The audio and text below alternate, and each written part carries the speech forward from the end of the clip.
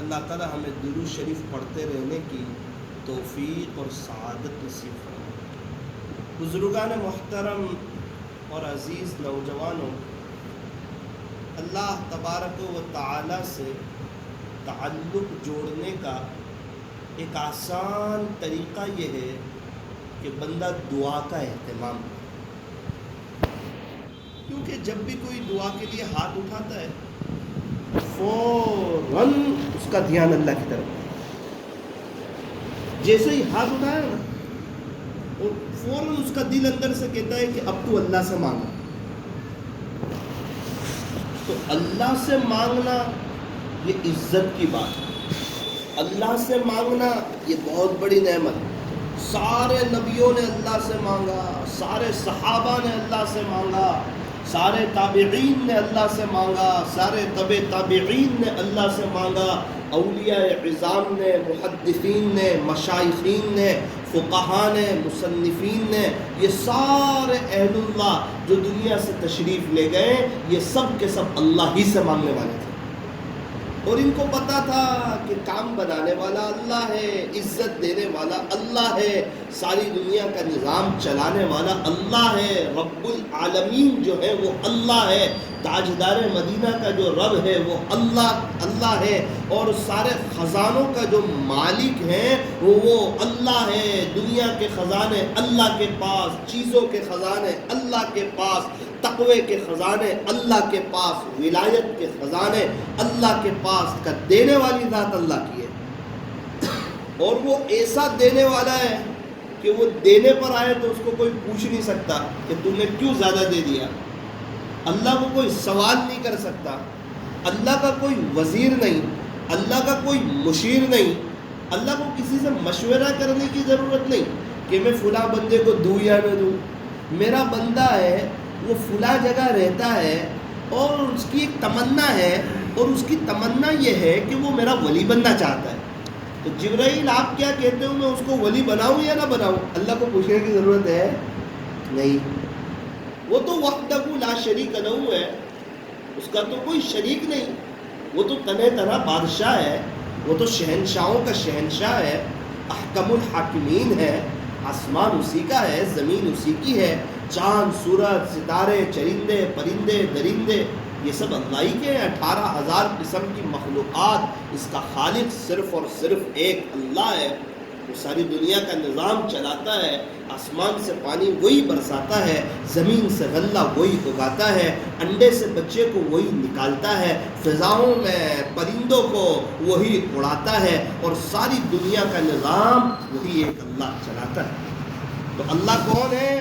فرمایا کہ اللہ کارساز ہے، اللہ کام بنانے والے ہیں، اور اللہ کے خزانے میں کسی چیز کی کمی ہے؟ فرمایا کسی چیز کی کمی نہیں۔ ارے ساری دنیا کے لوگ جو مانگ رہے ہیں، اللہ ہر ایک کو وہ نعمتیں دے دے، بلکہ اس سے 10 گنا، 100 گنا، 1000 گنا، لاکھ گنا، ارب گنا، خرب گنا، کھربوں گنا دے دے، تو بھی اللہ کے خزانے میں ذرہ برابر کمی ہونے والی ہے۔ کیوں؟ کیونکہ اللہ کی ذات لامحدود، جس طرح اللہ لامحدود، اسی طرح اللہ کے خزانے بھی لامحدود۔ اور دنیا والوں کا کیا حال ہے؟ فرمایا کہ مانگنے والوں سے ناراض ہو جاتے ہیں، اور اللہ پاک کا کیا حال ہے؟ فرمایا کہ نہ مانگنے والوں سے ناراض ہو جاتے ہیں۔ تو دنیا والے مانگنے والے سے ناراض، اور اللہ والے اور اللہ نہ مانگنے والوں سے ناراض۔ تو ہمیں کس سے مانگنا چاہیے؟ اللہ سے مانگنا۔ ہماری بہت بڑی غلطی، بنیادی غلطیوں میں سے ایک یہ ہے کہ ہم اللہ سے نہیں مانگتے۔ مانگتے بھی ہے تو آرڈر کرتے ہیں، جیسے آرڈر ہوتا ہے یہ دو یہ دو یہ دو یہ دو، آرڈر سرسری مانگتے ہیں۔ وہ جو دل کی حاضری ہو، چاہے 2 منٹ کی دعا ہو، لیکن دل کی حاضری کے ساتھ ہو، سچی تڑپ کے ساتھ ہو، سچی لگن کے ساتھ ہو، اور کامل یقین کے ساتھ ہو کہ یہ جو میں مانگ رہا ہوں نا، میرا اللہ سن رہا ہے۔ بہت پریشانی ہو، اور ایک دنیا کا سخی وہ دینے کے لیے بیٹھا ہوا ہو، اور ہم اس کے پاس جائیں، اور پتہ ہی ہے کہ سب کو دے ہی رہا ہے، نمبر ہمارا بھی آ گیا، تو کس کامل یقین کے ساتھ جاتے ہیں کہ ابھی یہ مانگیں گے اور یہ چیز مل جائے گی؟ ارے وہ منع بھی کر سکتا ہے، لیکن اللہ کے یہاں تو کوئی کمی نہیں. وہ تو یہ بھی کہہ سکتا ہے کہ میں کیٹ تقسیم کر رہا تھا اور آپ کے بس آنے تک، آپ کی باری آنے تک ختم ہو گئی، اب میرے پاس انتظام نہیں. اللہ یہ کہہ سکتے ہیں کہ میرے پاس کیٹ ختم ہو گئی، میرے پاس نعمتیں ختم ہو گئی؟ نہ نہ نہ. اور دنیا والوں سے مانگو تو ذلت، اس کی نظر سے گر جاتا ہے بندہ، اور اللہ سے مانگو تو عزت، اس کی نظر میں عزت بڑھ جاتی ہے. اور جو مانگتا رہتا ہے وہ تو ولایت کے اعلیٰ مقام تک پہنچ جاتا ہے. اللہ تبارک و تعالیٰ اس سے خوش ہو جاتے ہیں. یوں فرمایا کہ اگر کوئی صاحب نسبت بننا چاہتا ہو کیا کریں؟ فرمایا چلتے پھرتے اپنے مولا سے، اپنے خالق سے، اپنے مالک سے باتیں کرنا شروع کریں. دکان کی طرف جا رہا ہے، بزنس کی طرف جا رہا ہے، بائک پہ جا رہا ہے، اللہ سے باتیں کرتا کرتا جائے. دکان سے آ رہا ہے، اللہ سے باتیں کرتا کرتا ہے. مسجد کی طرف جا رہا ہے، اللہ سے باتیں کرتا کرتا ہے کہ اللہ جی آپ کا احسان کہ آپ مجھے مسجد کی طرف لے جا رہے ہیں. ورنہ ہمارے یہاں اور بھی بہت سے لوگوں نے اذان سنی لیکن ان کو آنے کی توفیق نہیں ہو رہی. اور جو آپ نے جو مجھے توفیق دی ہے یہ محض آپ کا احسان ہے، یہ محض آپ کا کرم ہے، آپ مجھے لے جا رہے ہیں. ورنہ میرے پیر اس قابل کہاں کہ میں مسجد میں آتا. یہ تو آپ نے کرم فرمایا.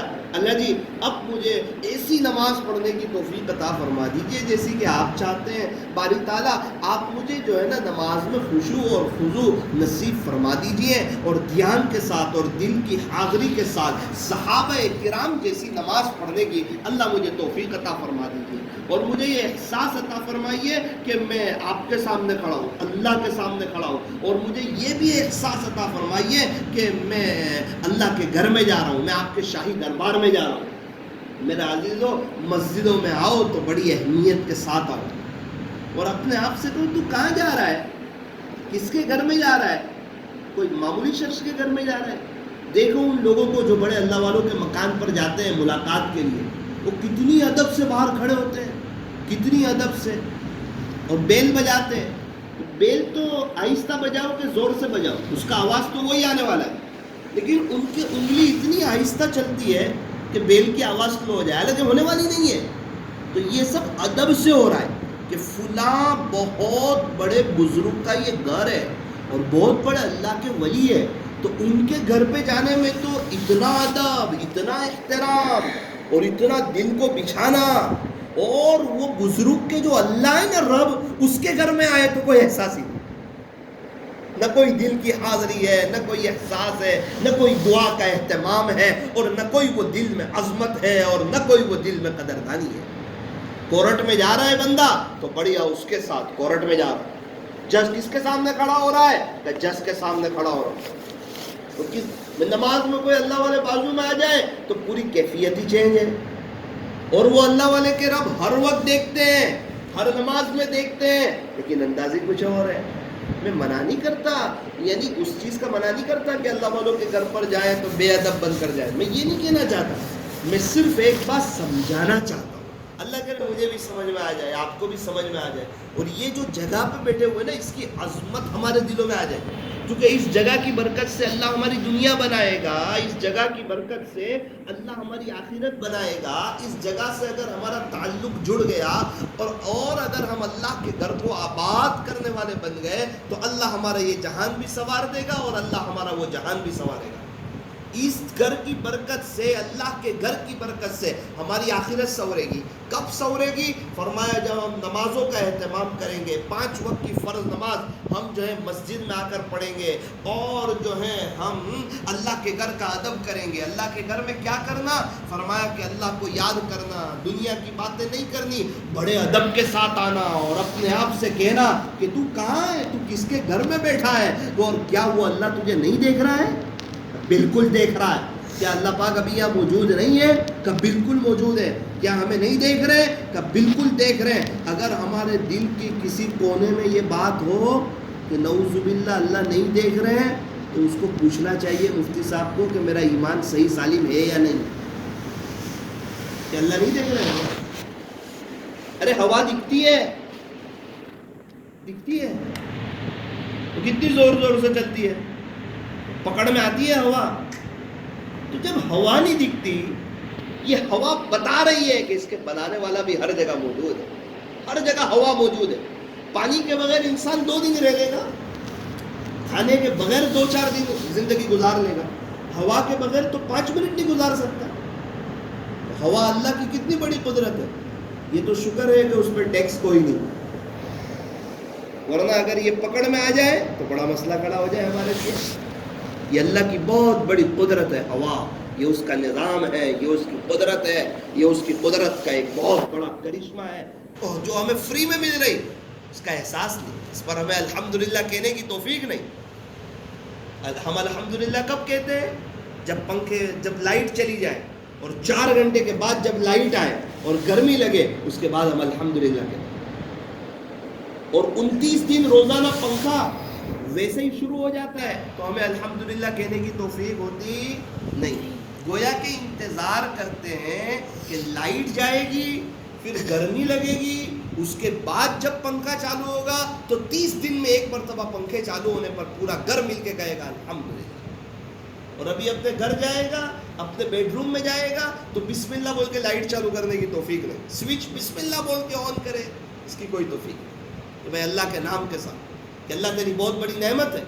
اگر لائٹ چلی جائے تو ہمارا تو حال بے حال ہو جائے۔ ریل میں ہم دیکھتے ہیں نا، جب باڑھ آتی ہے، پانی آتا ہے، کہ ہماری کیا پوزیشن ہوتی ہے لائٹ کے بغیر۔ کبھی پیر کے دن لائٹ چلی جائے تو گھر میں کیسی بے چینی ہوتی ہے، موٹر بند ہے، پانی کی تکلیف ہے، ہر چیز کی تکلیف ہے۔ تو پانی اللہ کی بہت بڑی نعمت ہے، بہت ہی بڑی عظیم الشان یہ اللہ کی نعمت ہے۔ تو میرے عزیزو، ہوا اللہ کی بہت بڑی نعمت ہے، ہمیں چاہیے کہ ہم اس کو اللہ کی نعمت سمجھیں۔ ہم الحمدللہ تو جتنا پڑھے اتنا کم ہے، کیونکہ ہم پر تو بارش کے قطروں سے زیادہ اللہ کی نعمتیں برس رہی ہے، ہم تو اللہ کی نعمتوں میں ڈوبے ہوئے ہیں۔ ارے کوئی الحمدللہ پڑھنا شروع کرے گا اور کثرت سے پڑھتا رہے گا اور زبانی اور عملی شکریہ ادا کرتا رہے گا، اللہ اس کو اتنا نوازیں گے کہ وہ تھک جائے گا۔ یہ کوئی بھی اللہ والے ہو، آپ ان کے اندر بنیادی چیز یہ دیکھیں گے کہ وہ شکر کا دامن کبھی نہیں چھوڑتے۔ ان پر حالات ہو تو صبر ہے، جو کچھ بیت رہی ہے وہ اپنے دل کے آس پاس ہے، چہرے پر اس کے کوئی آثار نہیں، چہرے پر تو ان کے خوشی کے آثار ہیں، خودداری کے ساتھ جو ہے اپنی زندگی کو گزارتے ہیں۔ تو حالات میں صبر کرتے ہیں اور خوشی کا موقع ہو تو شکریہ ادا کرتے ہیں۔ اور انسان کی زندگی 2 حال سے خالی نہیں، یا تو خوش ہوگا یا غمگین ہوگا، اور یہ دونوں چلتا رہے گا، جیسے رات دن چلتا ہے، رات بھی ہے دن بھی ہے، دن کے بعد رات ہے، رات کے بعد دن ہے۔ تو ابھی یہ وائرس کی تکلیف آئی تو کیا اس کے بعد راحت نہیں آئے گی؟ تو کیا راحت تو 2 گنی آئے گی، پھر اس کے بعد تکلیف نہیں آئے گی؟ تو کیا دنیا کا نظام آگے چلا تو پھر کوئی نہ کوئی تکلیف آئے گی؟ یہ تو راحت کا ہونا بھی امتحان ہے، حالات کا آنا بھی امتحان ہے۔ اگر کوئی کہے کہ دن ہی دن چلتا رہے، رات نہ آئے، نہ وہ رات آئے گی، کہ رات نہ آئے، رات ہی چلتی رہے دن نہ آئے، نہ وہ دن تو آئے گا۔ تو رات دن جس طرح چلتا ہے، خوشی غم ہر وقت چلے گا۔ ہر وقت خوشی رہے تو بندہ تکبر میں فرعون سے آگے بڑھ جاوے، اور ہر وقت غم رہے تو اللہ سے نا امید ہو جاوے۔ تو یہ تو اللہ کا ایک نظام ہے، اور خوشی بھی امتحان ہے، غمی بھی امتحان ہے، اور یہ ہر ایک کے ساتھ چل رہا ہے۔ تو کہا حالات ہر ایک کو آئیں گے، تو کہا تو امتحان ہوگا نا، یہ دنیا ہے، آخرت تھوڑی ہے۔ آخرت میں حالات نہیں آئیں گے، بندہ جب جنت میں چلا جائے گا آخرت میں، وہاں حالات نہیں آئیں گے، وہاں کوئی ٹینشن نہیں، وہاں فکر نہیں، وہاں تو خوشحالی خوشحالی، اور جو ہے بہار ہی بہار، انسان جو سوچے گا وہ چیز حاضر ہو جائے گی۔ اور جنت کی نعمتیں، کیا کہنے جنت کی نعمتوں کے۔ بندہ یہاں 12ویں کی ایگزام میں پاس ہو جاتا ہے، ڈاکٹری کلاس کی ایگزام میں پاس ہو جاتا ہے،